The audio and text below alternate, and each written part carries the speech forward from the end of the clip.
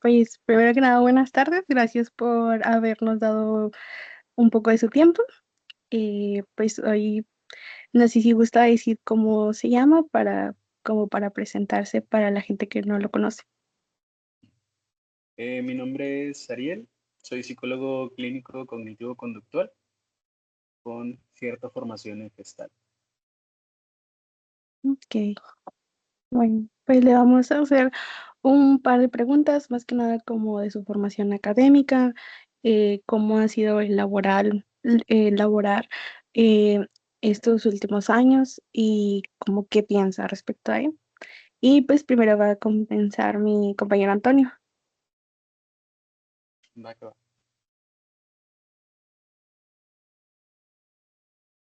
Sí, bueno, ya como primera pregunta sería principalmente con qué enfoque psicoterapéutico trabaja actualmente y pues más que nada porque lo eligió.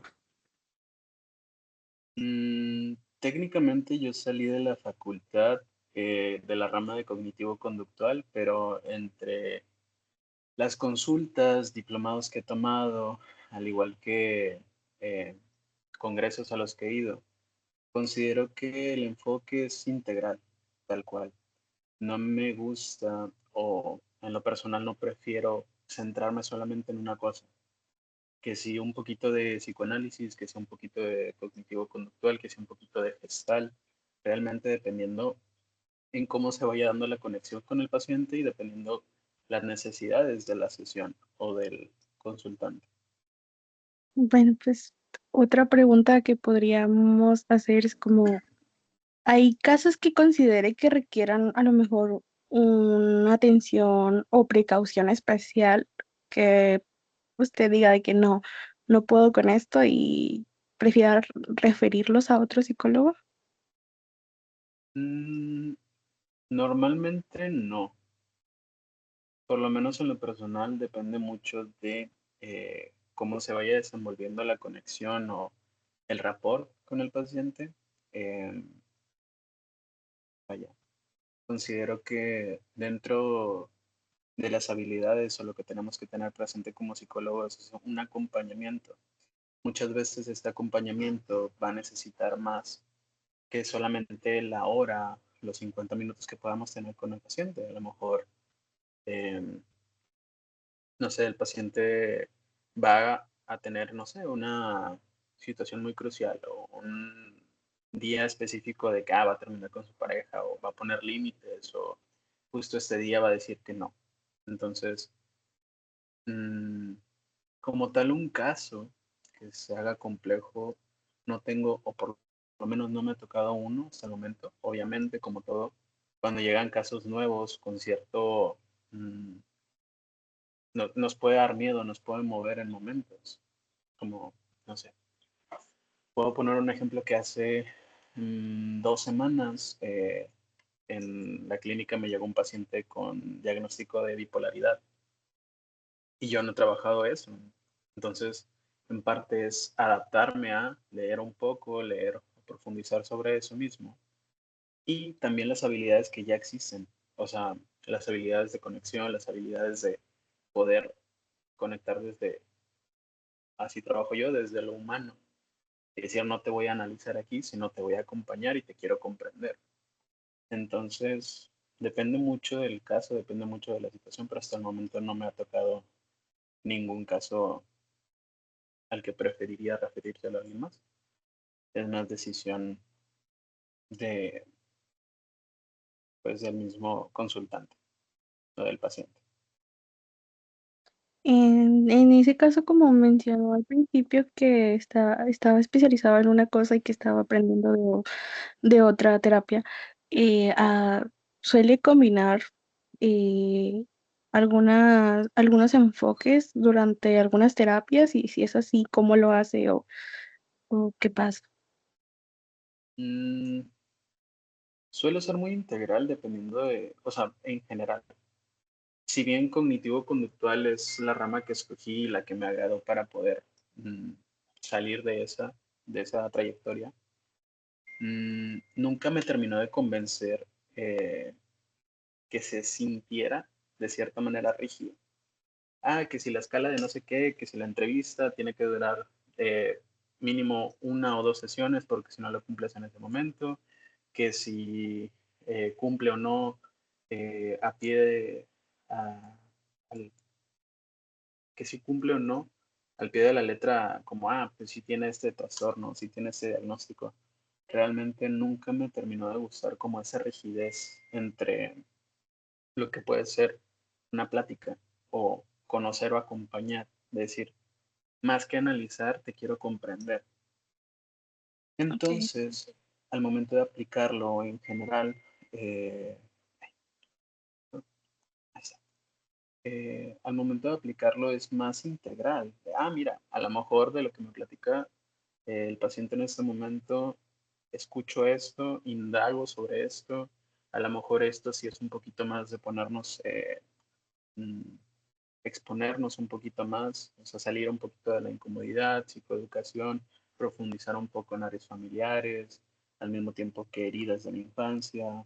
Realmente depende mucho, vaya, la palabra clave de toda la carrera, depende, pero eh, me gusta mucho aplicarlo desde una manera integral porque solo centrarnos en una sola trayectoria, ya sea psicoanálisis, cognitivo-conductual, cualquier trayectoria en específico, si solo nos centramos en eso, perdemos vaya, el, un amplio panorama.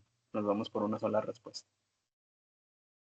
Es válido, la verdad. Sí, sí se ha comentado muchas veces que los psicólogos son como que dan una respuesta automática porque no salen de su enfoque de lo que debe hacer el proceso terapéutico que siguen. Entonces, el no limitarse a eso, la verdad, creo yo que sí ayuda bastante.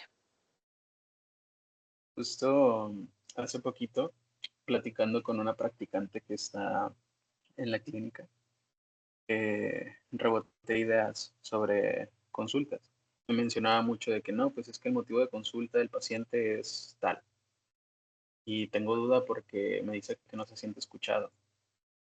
Es normal y es común, sobre todo viniendo de la facu, que no nos enseñan a tener una conexión con el paciente más que verlo como un diagnóstico, verlo como un conjunto de características que cumplen con un diagnóstico. Es común querer tener el control dentro de las sesiones de decir, voy a preguntar estas 10 preguntas específicas para poder sentirme cómodo y saber que llevo un progreso, cuando también un progreso es conocer al paciente. Ujú. Sí, la verdad, sí es muy importante como que las preguntas no suenan tan robóticas y como que no se estuviera siguiendo un manual, por así decirlo. Justo. Yo igual tengo una pregunta y es un poco relacionado con lo de eh, considerar transferir a un paciente con otro. Como usted dijo también que pues depende mucho del paciente más que nada, pero en el caso de que pues no muestre un avance, ¿qué es lo que, o sea, el caso específico con el paciente, si no muestra un avance, ¿qué es lo que considera mejor hacer? Mm, bueno, dependiendo. Honestamente, no me quiero tirar flores y decir de que, es que nunca me ha pasado, pero realmente suele suceder que en ocasiones el avance depende mucho de la conexión a la confianza que se haga con el paciente. Mm, si escuchamos al paciente y escuchamos constantemente una problemática y escuchamos, digamos, más que como terapeutas, como personas, o sea, mm, vaya, depende mucho de la confianza en sí. El tema del avance, el tema también de poder frenarnos en sesiones, porque me ha pasado, de que durante la sesión empiecen a hablar de otro amigo o que empiecen a hablar de, ah, no sé, constantemente señalar a otra persona y se termina perdiendo lo que el paciente quiere trabajar o lo que se está hablando. y frenar un poco la sesión y decir, ok, entiendo que me quieras comentar esto, pero, o sea, ¿qué quieres trabajar o qué es, digamos que las áreas de oportunidad a las que vienes a trabajar o a hablar en este espacio? Mm, a lo mejor suena un poco confusa la respuesta, pero creo que lo más importante dentro de lo que son las sesiones es el vínculo que se pueda tener con las personas o con los pacientes.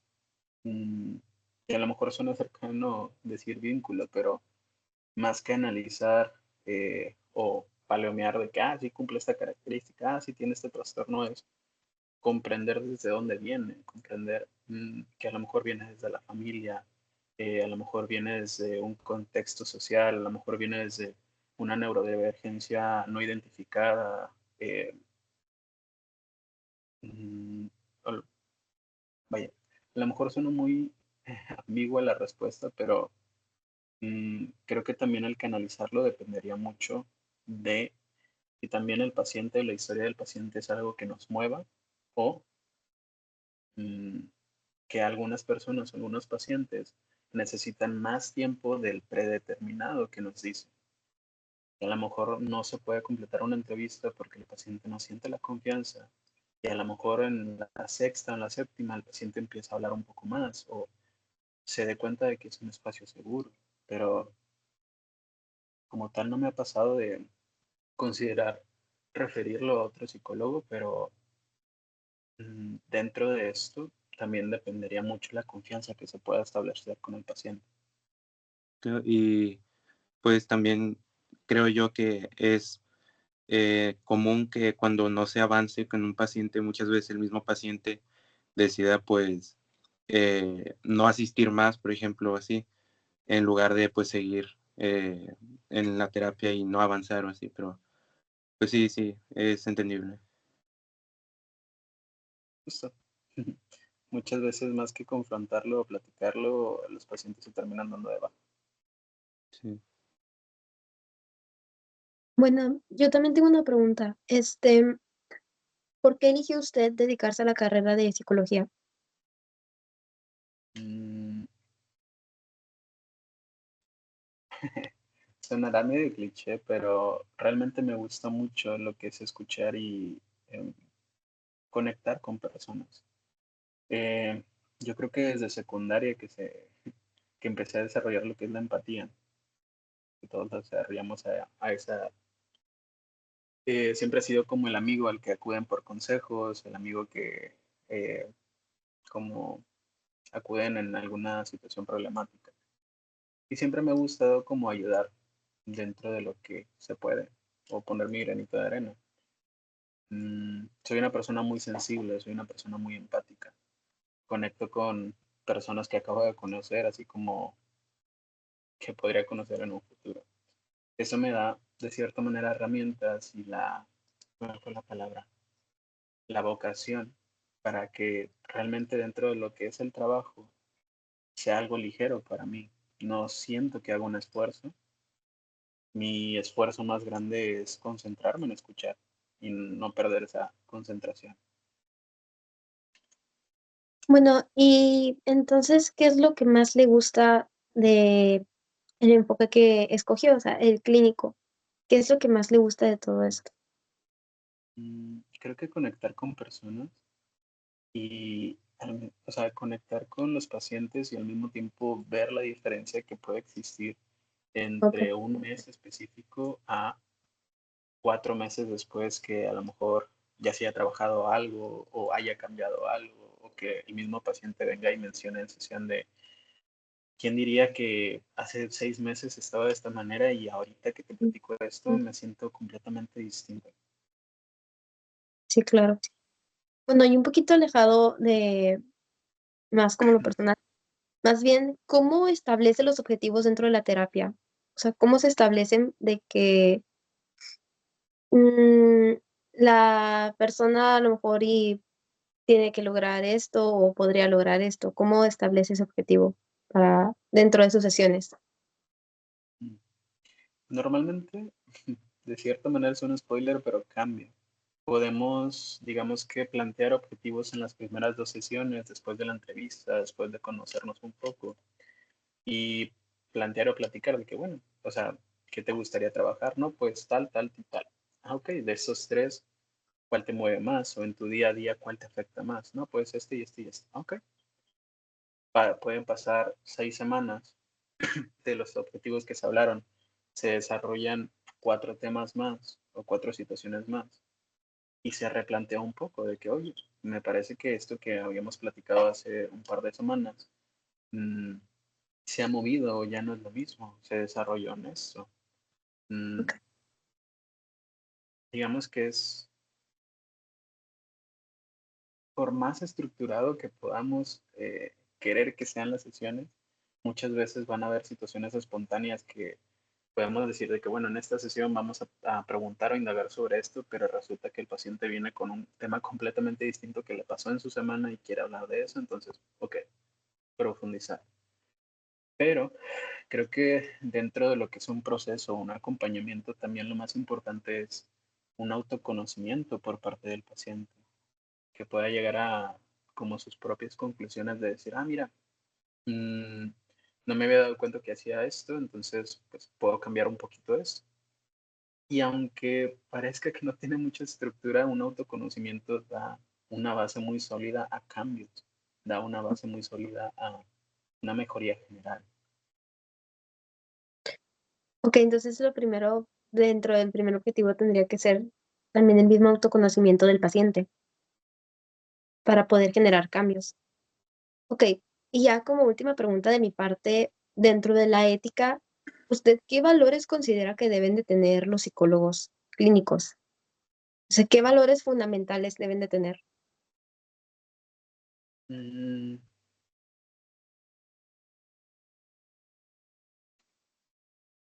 a lo mejor suena un poco controversial, pero creo que la empatía que se la pueda tener al paciente, ese es el primero que se me viene o el único por el momento, pero mm, en la facultad nos enseñan a plantear sintomatologías, plantear que el paciente pueda reaccionar de esta manera, plantear cómo son las intervenciones en crisis, como si todo tuviera un lugar, un momento específico, pero realmente se trabaja, y también como esta lejanía que se escucha o que se habla constantemente donde, paciente terapeuta, cada uno cumpliendo su rol, cada uno eh, como,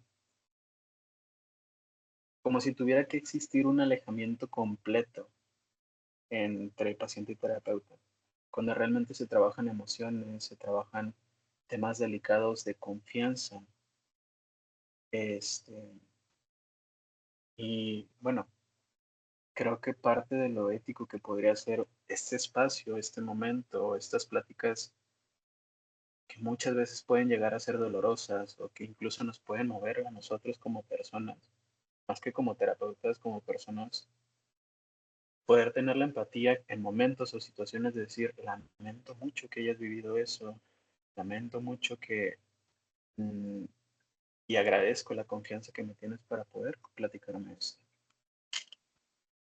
Ok, muchas gracias. Con gusto.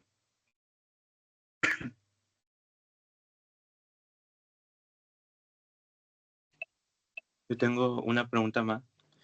Eh, en situaciones de riesgo como de violencia o donde incluso pues lleguen a tomarse situaciones como suicidio, cosas así, ¿usted qué recomienda hacer o qué acciones se deben tomar?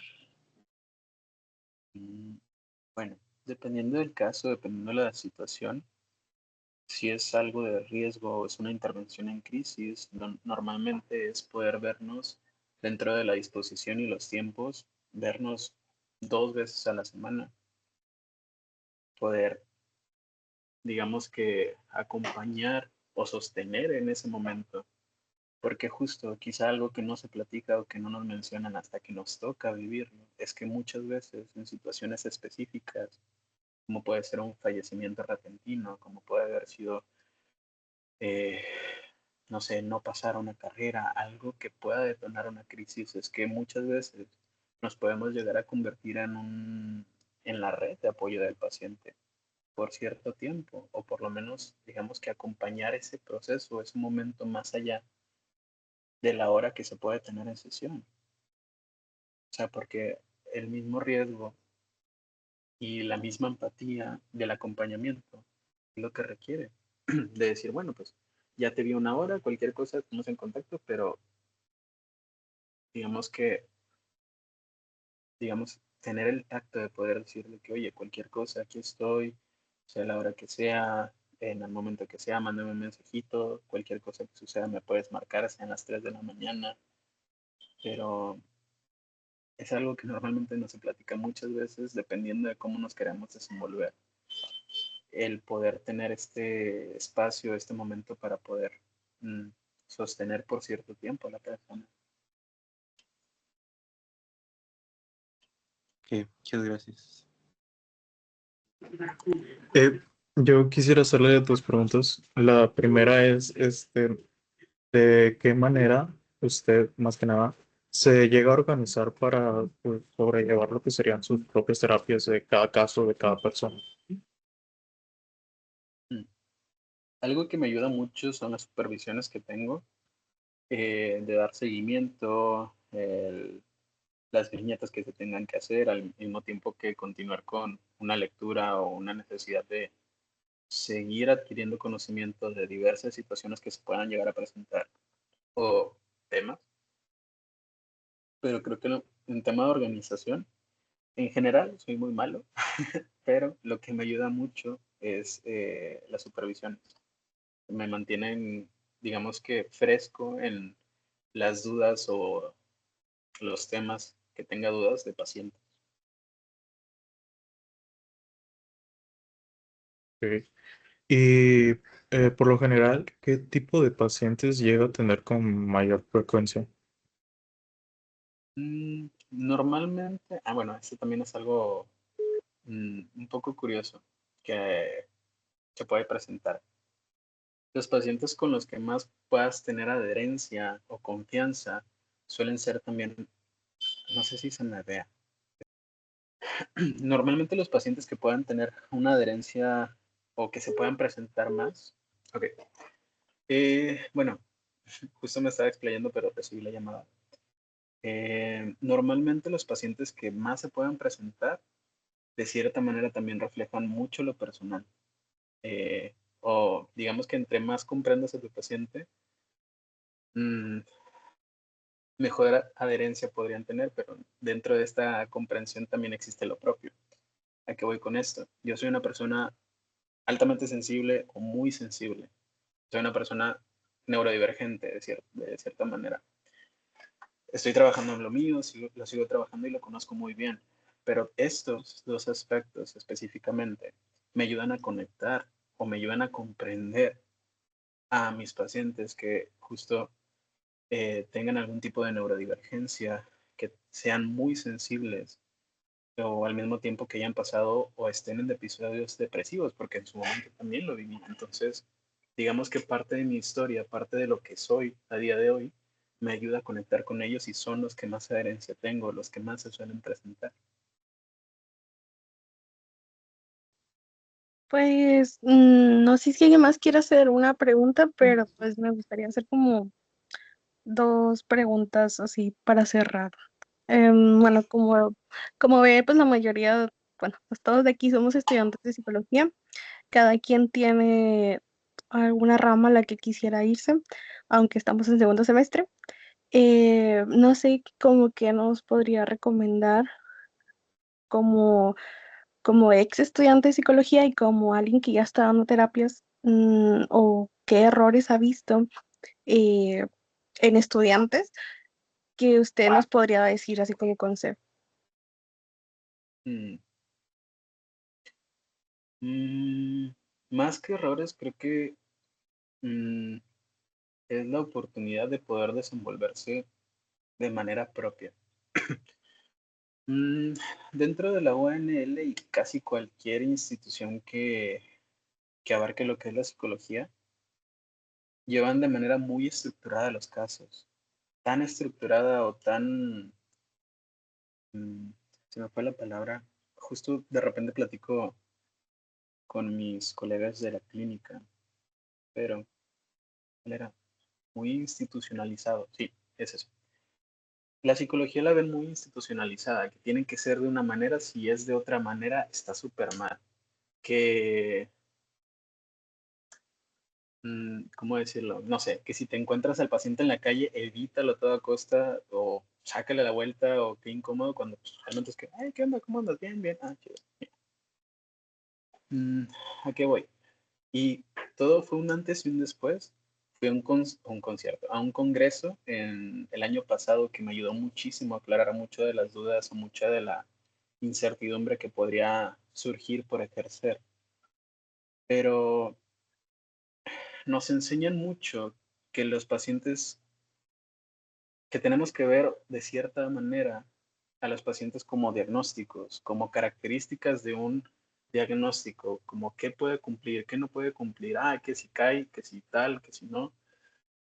Mm, Algo que me ayudó mucho en en las primeras consultas que tuve saliendo de la facultad es, ¿cómo decirlo? Conectar desde lo humano, una escucha genuina. No analizar, digamos, de buenas a primeras al paciente y decir, mira, se sentó de tal lado, eso quiere decir que tiene desconfianza. Obviamente va a tener desconfianza. Te está conociendo por primera vez, te está contando cosas personales, puede ser incómodo. Mm, Más que ver a los pacientes como un trastorno o una serie de características, es verlo como persona. Todos estamos aquí improvisando, hacemos lo mejor que podemos con las decisiones que tomamos.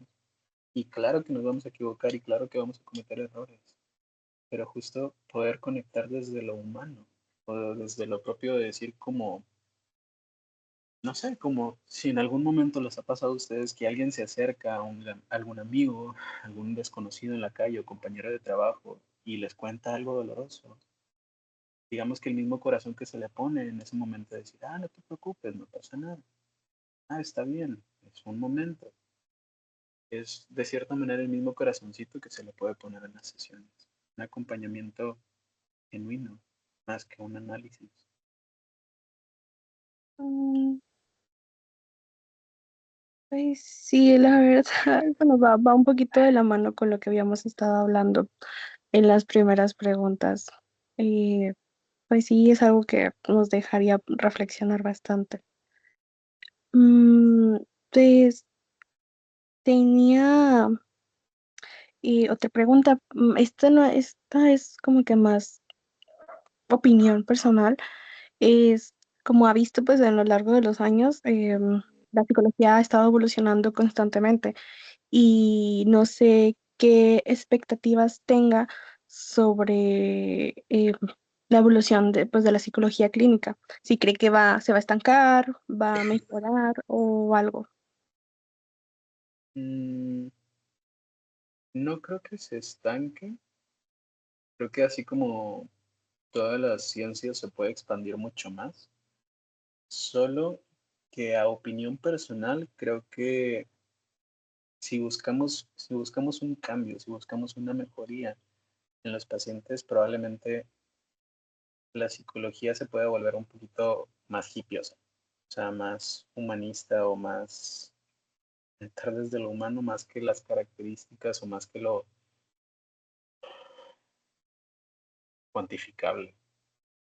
Es, digamos, conocer un poquito, llegar a conocer a tu paciente y poder decir, normalmente no vienes así, pasó algo, oye, justo en esta sesión te siento un poco distinto, oye, normalmente, no sé, si conozco a mi paciente y tengo cita con él a las 11 y estoy en un café a las 10 y de las pláticas que hemos tenido les gusta un café, de que bueno, pues me nació llevarte un café, te regalo un pin, vaya, que no sea tan estricto y tan mm, oxidado de medir cada movimiento, sino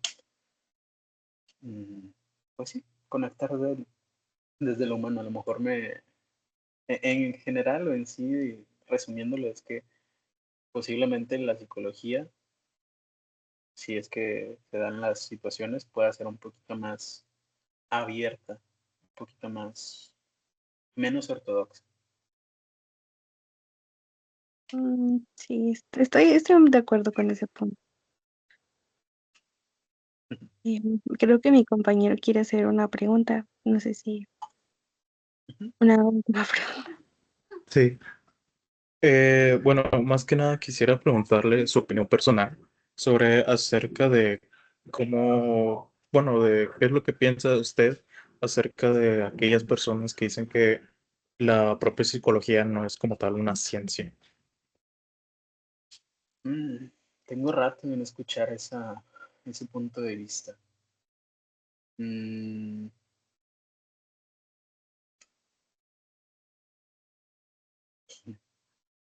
Creo que en sí, las personas que puedan llegar a negar la psicología o que la pongan en duda, sigue siendo de cierta manera un reflejo de lo propio, de lo que no se atreven a volver a ver, de lo que normalmente y por costumbre se puede aprender a ignorar, sobre todo viniendo del contexto en el que nos encontramos, donde México constantemente se niegan, se reprimen emociones con mensajes directos o indirectos de, estás triste, te voy a dar un motivo para estar triste. Estás triste, bueno, ahora sí para que estés, para que te calmes, deja de llorar, no llores, no estés triste, busca el lado positivo, es como, realmente la vida no es así.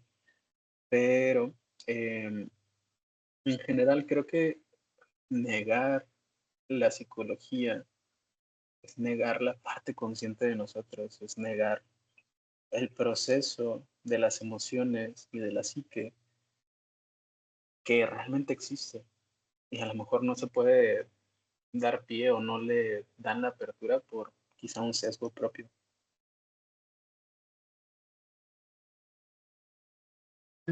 Ok, sí, tiene sentido, ¿verdad?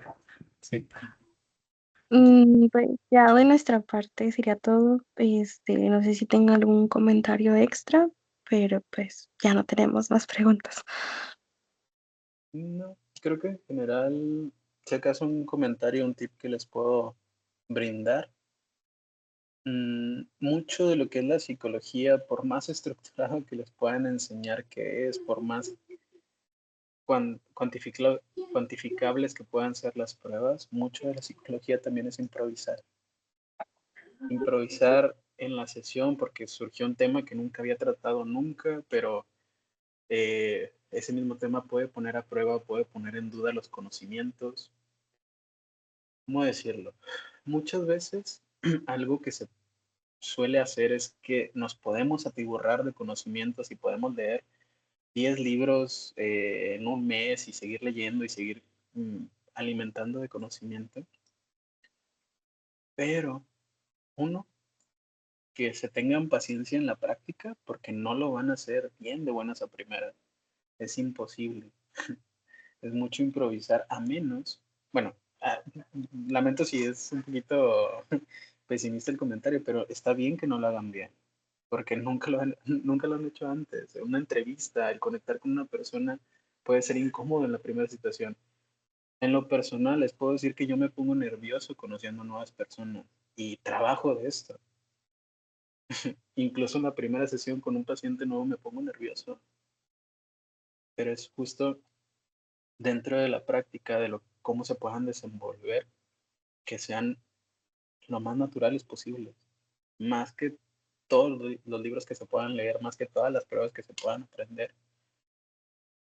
La terapia también son ustedes como personas, el espacio que puedan brindar, la comprensión que puedan dar.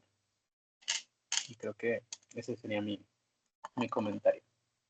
Le agradecemos bastante. Sí, Muchas gracias. Muchas muchas Sería gracias. gracias. todo. Muchas gracias.